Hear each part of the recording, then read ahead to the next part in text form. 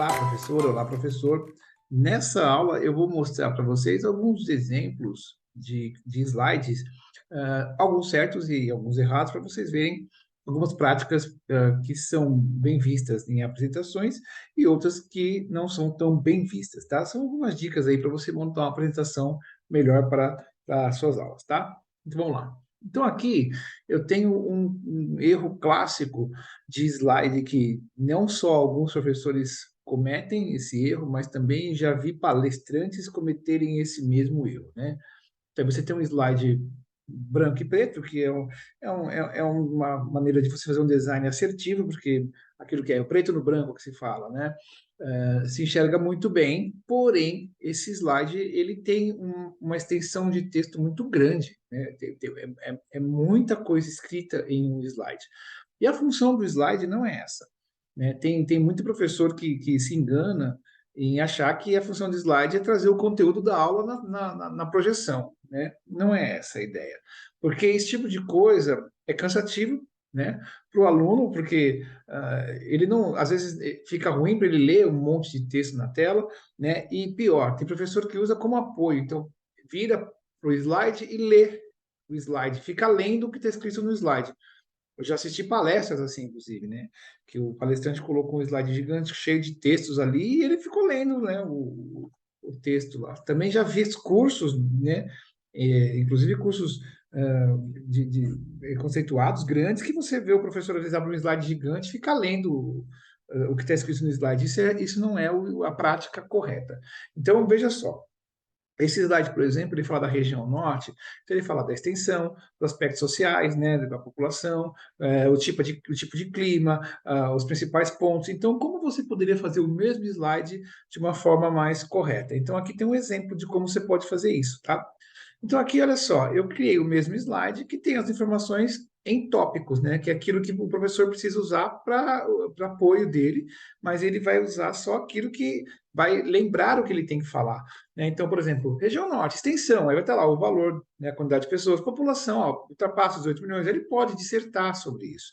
Clima, ele fala do clima, os pontos importantes, tá? Fala sobre economia. Então, aí é uma maneira de você usar como tópicos. Aí você até tem espaço para colocar algumas figuras para deixar o slide menos chato, né? Porque só o texto escrito é muito chato. E aí você usa isso como uma maneira de trazer para você, professor, né, os tópicos que você precisa realmente levar para o aluno. Então, você não precisa levar um texto inteiro numa apresentação. Você leva só o tópico daquilo que é importante para a aula naquele momento. Então, aí eu dei uma resumida, né, peguei aquilo que era importante mesmo. Então, se você voltar aqui, você vai ver que ele coloca a região norte, aí em termos de extensão, a maior região do Brasil, com uma área de aproximadamente 3 milhões, com 7 estados, eu transformo isso em aproximadamente com 7 estados. E você fala, olha, gente, é a maior do Brasil, né? Ela é grande por causa disso, tá? Inclusive a floresta amazônica está lá, papai, então você consegue florear o assunto sem precisar colocar tanto texto, ok?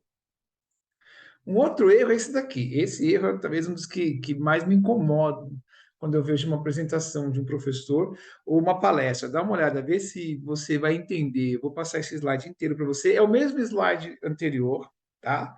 É o mesmo slide anterior, só que agora com umas animações. Então, você está vendo aí, região norte. Então, você está vendo aí que as animações estão acontecendo, né? Ou seja, o design do slide está correto, né? Mas eu sou uma pessoa um pouco ansiosa, eu não consigo ver esse tipo de coisa, isso me irrita, né? E alunos ansiosos vão ficar desesperados, porque, primeiro, é muito devagar a maneira como o texto entra, tá? E isso é realmente irritante, né? Então, isso não é o ideal para uma aula, ela perde o dinamismo, fica lento, ou seja, você está vendo que eu estou um tempão aqui apresentando o mesmo slide ainda, né? Então, assim, não é o ideal você fazer uma apresentação com uma animação tão lenta, né? Então, essa animação lenta, ela incomoda, né, o aluno fica irritado com isso. Eu não consigo, eu me irrito muito com isso, né? Então, como é que você arruma isso daí? Então, se você observar aqui, ó, você tem aqui, quando você clica para animar, nós aprendemos isso no nosso encontro anterior, quando você clica aqui em animar, você tem a opção aqui, ó, por exemplo, entrar pela direita, e aqui você tem a velocidade. Então, aqui eu posso aumentar a velocidade, tá vendo? Ó, em vez de deixar ele para lento, deixo ele aqui entre médio e rápido, né? Mais ou menos aqui, entre médio e rápido. E aí você vai ter, então, uma apresentação, um slide que vai surgir da seguinte maneira, olha só. Tá vendo? Então, aí, os tópicos vão entrando. Essa animação é interessante para chamar a atenção do aluno, mas ele não precisa ler o que está acontecendo na hora que a animação está entrando, ele vai ler na hora que parar. Então, a animação entra para chamar a atenção que tem um novo tópico, e aí ela para você poder dissertar sobre o assunto. Percebe? Ó? Olha só, tá? Então, aí, aquele aluno ansioso, ele não vai ficar tão ansioso, tá? E realmente a apresentação fica menos irritante e fica mais dinâmica a aula. Tá bom? Um outro erro também que as pessoas cometem muito é assim, eu quero usar uma figura de fundo.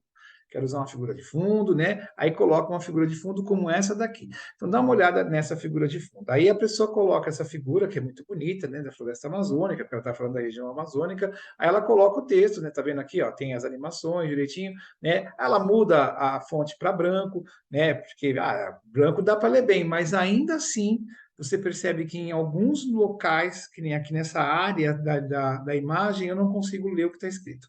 Tá? Então, força muito a vista, não é legal. Então, como é que eu arrumo isso? Poxa, eu queria muito usar essa figura. Olha que legal. Se você clicar na figura de fundo, primeiro de tudo, como é que eu coloquei essa figura? Tá? Eu procurei a figura no Google, copiei, colei a figura aqui, tá? É uma figura normal, né? Opa, é uma figura normal. Aí eu coloquei ela na posição dela aqui, para tampar o slide todo, tá? E aí, para ela ficar no fundo, eu vim com o botão direito, ordenar, enviar para o fundo. Aqui já está, então eu não tenho como enviar para o fundo. Então eu coloquei aí enviar para o fundo. Quando eu inseri a figura, ela ficou assim, na frente de todo mundo. Tá vendo? Eu trouxe ela para frente.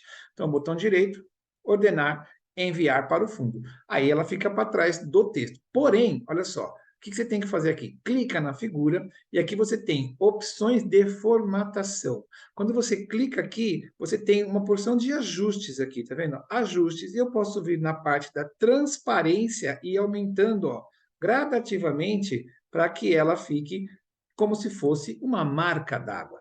Tá vendo só? Como se fosse uma marca d'água. Aí eu posso vir aqui depois, né? E alterar a cor da fonte para que fique até ainda mais visível, tá? Então, olha só como é que vai ficar diferente, ó.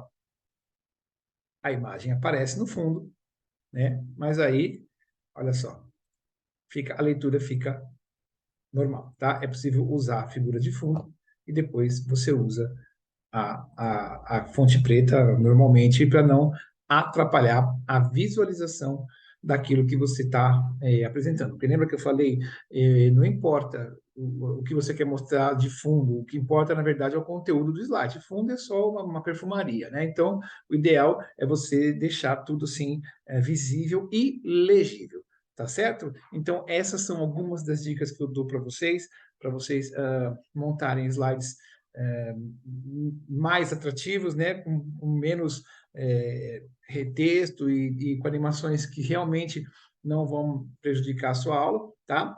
E no próximo encontro eu começo a ensinar vocês a transformar esses slides em slides interativos. Então nós vamos criar um jogo no estilo de quiz, aqueles jogos de perguntas e respostas, utilizando o Google Apresentações.